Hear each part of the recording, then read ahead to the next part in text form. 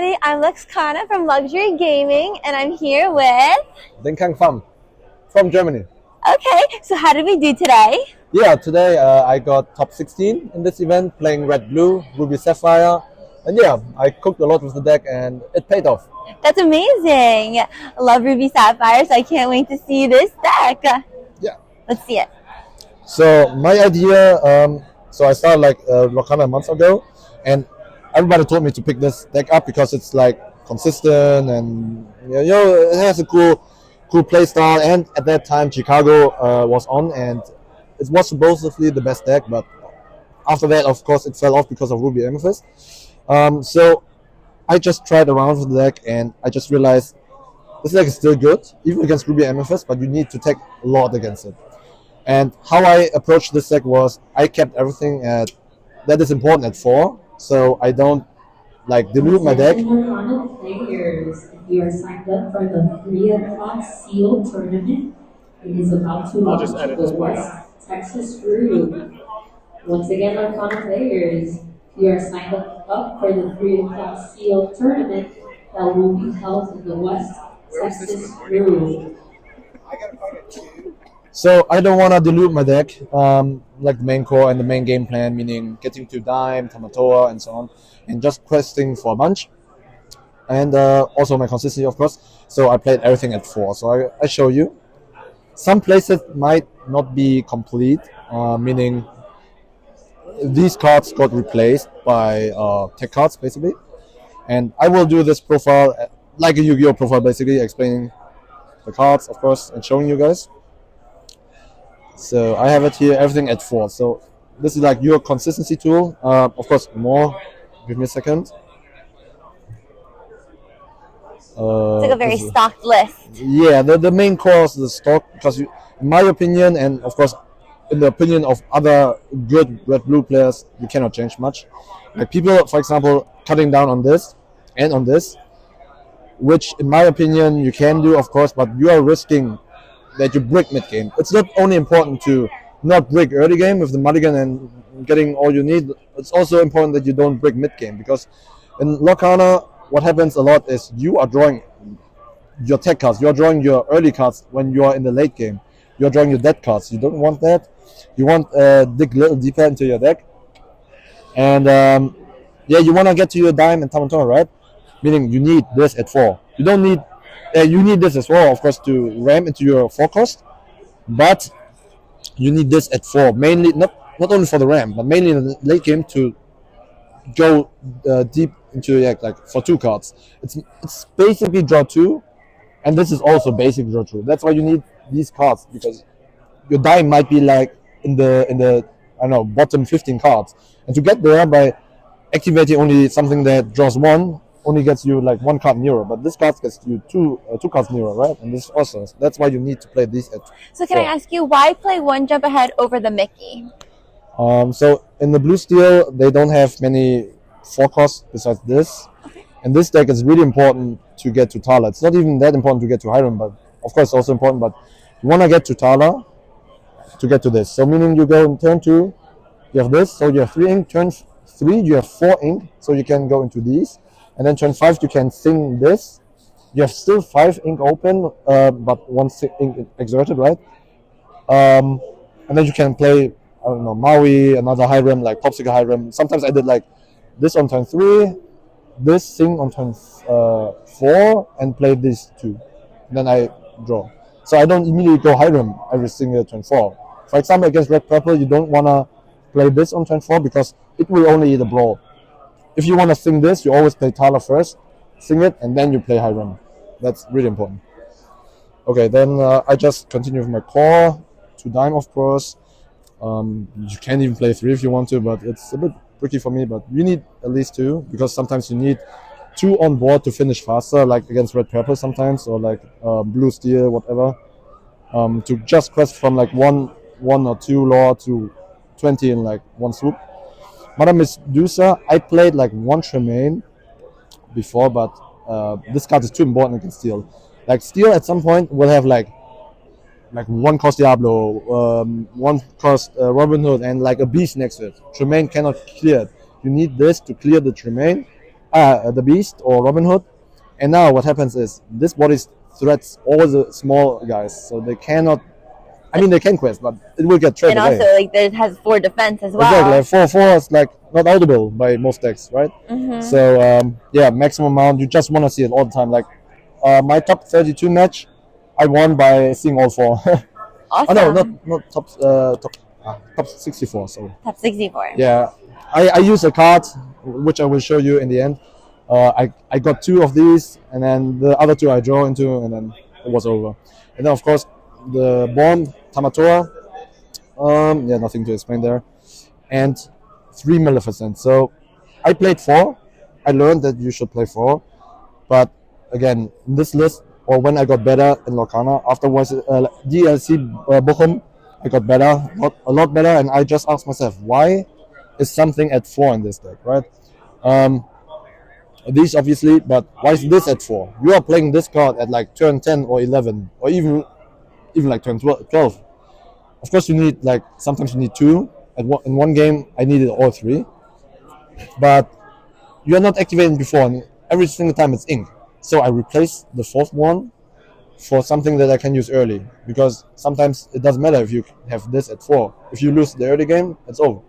So I made space. 3 is fine for me. It's just such a late game bomb that you don't want it, and most of the time you want to play this, right? So it's fine. These are all like playsets besides the Maleficent, so I make some space so you can see it. I leave the Quill up because, of course, I don't only play Quill at 3 basically. You don't play Quill at 3? I do, but I have a 4th one that will show. So this at 4. Brawl is the most broken remover in this game right now. Just removes everything. That is small but also strong. In my opinion, Beat Prep is a must at 4. Most people play it at 3. Some people play at 2, but they play like 3 or 4 Sisus, which in my opinion is wrong, because when you are losing, actually losing, and not being ahead, there's a board of like Beasts and Robin Hoods and like 4 attack characters, 3 attack characters, which Zizu cannot deal with. You always want to draw this just to clear up. Even if you have to sacrifice your own board, it's fine, because your late game bombs are way stronger than your opponents. I mean, I did that in top 32 against my green steel opponent. I will just explain later too. I wiped my entire field. I had 3 bodies on field, but I wiped it because they had nothing, and I was top decking better, right? Then 3 Mauis only because of space. I wish I could play 4 steel decks, but because of space, I don't. Also, I play tech cards, and I will put these away. So now I explain a bit about the tech cards. This deck here loses kind of hard to Ruby Amethyst, the red purple deck, right? And I realized the only way you are losing in the late game really fast is locations. Of course, sometimes they can get into the goat range, and then they goat bounce, but it doesn't happen that often. The location is the thing that kills you in the end. So I decided to play this instead of the ice block, and also I don't play Sisu, as you can see. No Sisu, no ice block. This is like red-blue, the OG version, basically. And this one is an item for item. It's inkable, and it gives you rush. So you pay 1, finish it. Choose a character. It gains 2 attack and rush. And what you can do is you give Maui like 2 attack. You can also make something else rush, like a Medusa, and this is the best play. Like they play late game castle. What you can do is you have like 10 inks. You play this, get this, activate it, activate again. Give Tamatora 2 attack, so you use 10 ink, and then you can just one-shot the castle. This is such a power swing, because they lost a castle. This is still on the board. They have to deal with this one, and they gain 0 law and draws of the castle. So that play is really good. And yeah, I was really happy that I run it. Yeah, most of the time, since I played against 6 steel decks and no red purple in the Swiss, and top 64 and top 32, I played both against green steel. I used this as ink or item for Hiram. Now, my replacement for the 4th quill. this card here is mainly not for this card. It is mainly for Ruby M. If I would only if Ruby M wouldn't be in the meta, I would play Forkwill. This here is only for Ruby. So the reason is, if you play this deck and you play well, you will be stuck at 9 to 11 ink. Like, you are stuck, you cannot go higher, because everything that you top deck, like Maleficent and so on, you don't want to ink it. You need it to remove your opponent's stuff, like Tamato or whatnot. And if you draw this in the late game, that's why I played at 1, right? I don't want to see it early. I don't want to play 2 and see it too early. I want to see it like turn 7 onwards. This will push you to 15 or 20. Like, because of this card, I was like at 20 a lot. Like 1/3 of my deck was like in the ink because of this card. And that's why I play it. You can replace it, but in my opinion, especially for the late game, so you can play 2 threats at once. This one's really important. And else you ink it.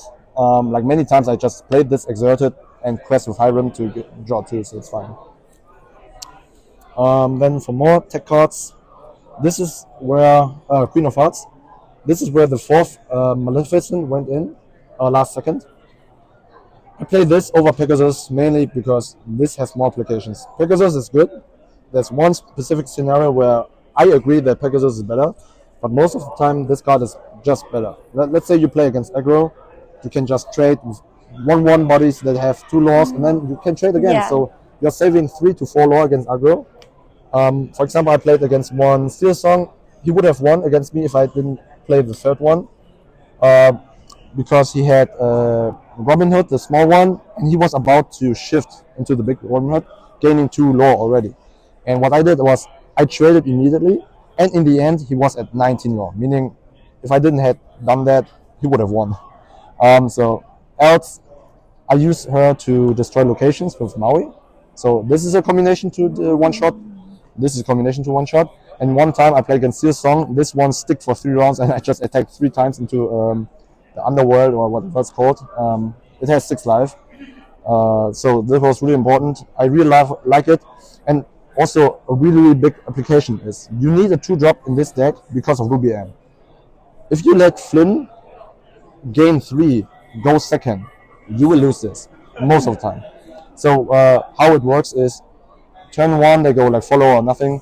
Turn 2 they go Flynn. And now you turn 2 you play your Queen of Hearts, and the Flynn is turned off, and then you have 1 turn, like turn 3, to out it with Brawl.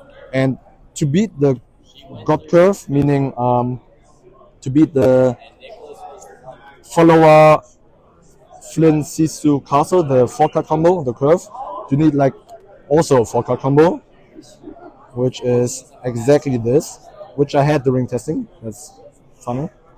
You need exactly. Show you the next card, Hercules. So you need exactly these 4 cards. So they play turn 1 follow up, turn 2 Flynn. You play this one out, so Flynn is turned off. Turn 3 they play Sisu. Your turn 3 you brawl the Flynn. You sing the 1-drop ahead, and now they will trade with their Sisu, so they don't gain 2 law. That's also fine. Then they play Castle, and since you are at 5 ink now on turn 4, you can go Hercules into the Castle. At that point, they have literally 2 hand cards, and you're winning. Crazy. Yeah, and that's where Pegasus would be better, because if you would run Pegasus in this case, they cannot trade, meaning they can play out the castle, which they might not even do, and then you can out the castle with Maui and Pegasus. Unfortunately, it doesn't work with this, but of course, their 4-card combo shouldn't happen that often, right? It's a 4-card combo. But yeah, like there are combinations of this card that you can do, and yeah, I wouldn't be in the top card without this, so I'm happy. Late game also just summon it sometimes because I gain 1 law. That's how I finished my top 32. You could get rid of something, and I just summoned this, so I was guaranteed to gain 20 law. And then of course the 4th Maui is my Hercules. 20 uninhibited. So you saw my main core of uninhibited is 18 with the 4 playsets, 2 dimes, 18. This is the 19th card, and the 20th card is something else. I will never go over 20. At Bochum, I played also 20 non-inhibited, and I break a lot. And I see people playing 21, 22, 23, and I literally don't get how they don't break like all the time. This might be go back to Maui, but since Red Purple might be falling off right now, or maybe they change their game plan because they have to adapt to all the green steel, like for in 2 weeks for Bologna, and this might be just ink again, maybe.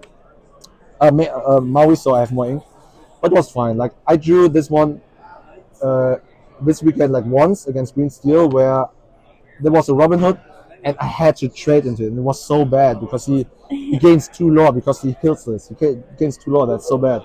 And I know, not gaining 2 lore, but it's 1-for-1 trade. That's the bad part. It's a 1-for-1 trade, and not 1-for-2. So yeah, I don't know. It's really bad against steel, but else against red purple it's really good. I mean, I killed one Magna Mana in the blue matchup because I had these 2. I just one-shot it, funny enough. But yeah. Then another tech card. So basically this is also a playset of tech cards. Judy Hopps. There was time where I thought about playing this, but Judy Hopps is too important. This won me 2 Steel Song games and 1 and 2 Blue Steel matchups. You just kill the dime. If you have early, they play this on 3. You kill the quill, so their wheel doesn't do anything. Also, they draw 1 card more. They cannot ink much. They won't wheel yet, and then you can just start questing because they cannot kill her. It's like 2-3. They cannot kill her efficiently. So you just start questing. You gain like 6 lore sometimes before they even get rid of her. That's really good. And else, I use her a lot on my own items. Like in the late game, I top deck her. I get the cycle. I just pop 1 item, and then I use dime to gain lore, 2 lore. This is really good. And then next turn I gain like 4 more lore. So she's really, really good. It's not only the blue matchup, just in general. So you can see I filled my play sets with like one-offs that gives the deck more flexibility because in this game, playing play sets looks fine. Like my Yu-Gi-Oh! Art says, play sets. Don't put one-offs in. But in this game, one-offs swings the game. And this deck is super predictable, but exactly these cards make your deck like a bit more unpredictable and also a bit more like it gives you like 5% more win rate about that, and that's really good. And now for my last card, which is the main reason why I even topped. Let's see it. Big Alert. I posted about it a lot, talked about it with many people. Dig a little deeper. Yeah, it says 8 cost, which is not true. Sing together for 8, so you can use any combinations of 8 or more in the field as bodies. For example, 2 Talas or like Tala, Medusa, and so on. Look at the top 7 cards of your deck, put 2 into your hand, and the rest to the bottom in any order. So this card here is was super important because every single time I was in the situation where I top deck pass, I had this. This finished the games. So in Swiss I played 6 real games because I went 5-0-1 and then drew the rest, right? What happened was in 12 games, I activated 10 times. 10 times. People might think it's a one-off, yeah, you win, it's inconsistent, right? But the thing is, you go through your deck of Tala, like how far I go, right? Popsicle, Hydrum, Brain, and every time I'm not behind, like it's even, something like that, you know? I literally go for this. I see this, a lot of time I went this, I saw this and something else that was good like this, I took this. Because I know I played against you, right? I know they cannot get rid of Tala.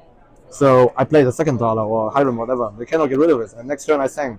The earliest I sang this card was turn 2, 1 jump, turn 3, turn 4, another one, and turn 5 I sang that. At that point it was over.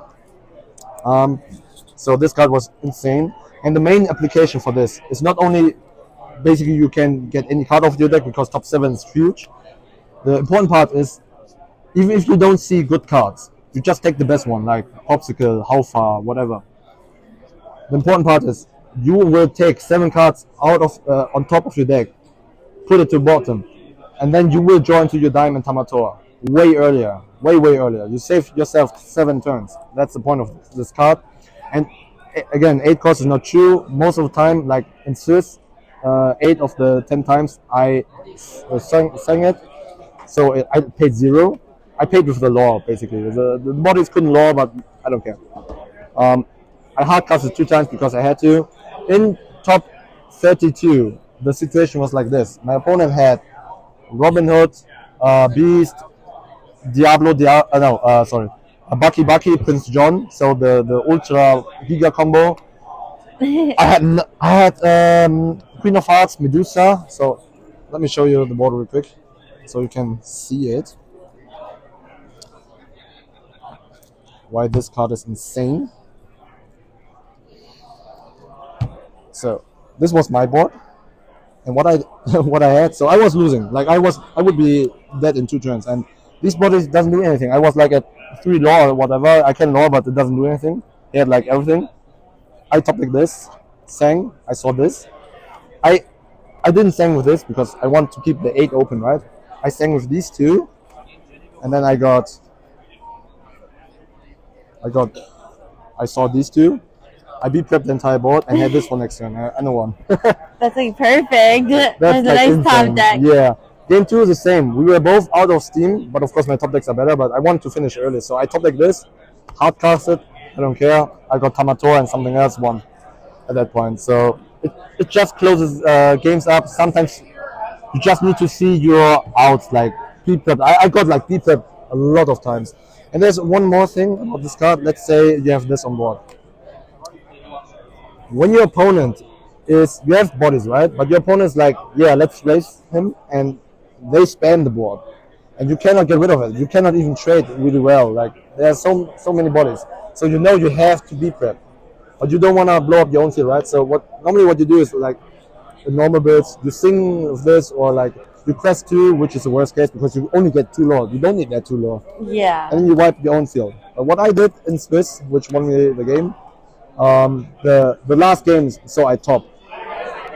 I sang, get what I need, and then I wipe. So what I did was on turn 7, right?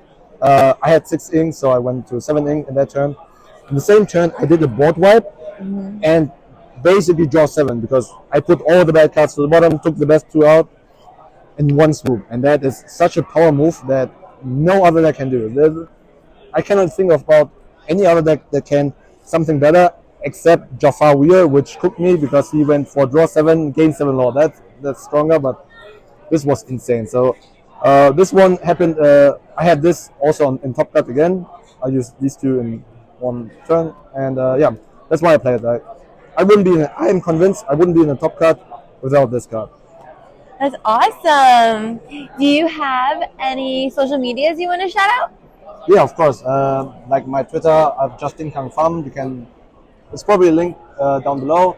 Also, my YouTube's the same name. I will also start soon a Lorcana channel because I really like this game. Like, I really like it. I will visit every single DLC, and yeah, I see you guys. Yeah. Okay, bye guys.